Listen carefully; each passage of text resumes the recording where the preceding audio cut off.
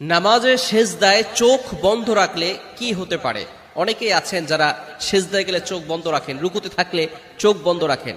এই বিষয়টি থেকে আমাদেরকে অবশ্যই সতর্ক থাকতে হবে যে রাসূল সাল্লাল্লাহু আলাইহি সাল্লাম কি করেছেন, কিভাবে তিনি নামাজ পড়েছেন। নবীজি সাল্লাল্লাহু আলাইহি ওয়াসাল্লাম বলে দিয়েছেন, সল্লু কামা রাআইতুমুনি উসাল্লি, তোমরা নামাজ পড়ো যেভাবে আমাকে নামাজ পড়তে দেখো। ভালো করে শুনে রাখেন, নবীজি সাল্লাল্লাহু আলাইহি ওয়াসাল্লাম চোখ খোলা রেখে নামাজ পড়তেন। কাঁদিতেছে আমরা শয়তান, অনেকে মনে করি, ভাবিতেছে মুসলমান, অনেক মা বোনেরা আছেন তারা মনে করেন যে চোখ বন্ধ করলেই আমরা নামাজের ভিতরে শান্তি পাই, নামাজে মনোযোগ থাকে। তবে সুন্নাহ কিন্তু হচ্ছে চোখ খোলা রেখে নামাজ আদায় করা। সিজদার ভিতরে অনেকে চোখ বন্ধ করে রাখে।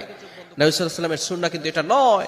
নবীজি সাল্লাল্লাহু আলাইহি ওয়াসাল্লাম সিজদার সময় চোখ খোলা রাখতেন এবং রুকুর সময়ও তিনি চোখ খোলা রেখে তারপরে রুকু করতেন। সমস্ত অঙ্গ প্রত্যঙ্গ যখন তিনি যেভাবে নামাজ পড়তেন তখনই তিনি চোখ খোলা রাখতেন। এটাই হচ্ছে সুন্নাহ।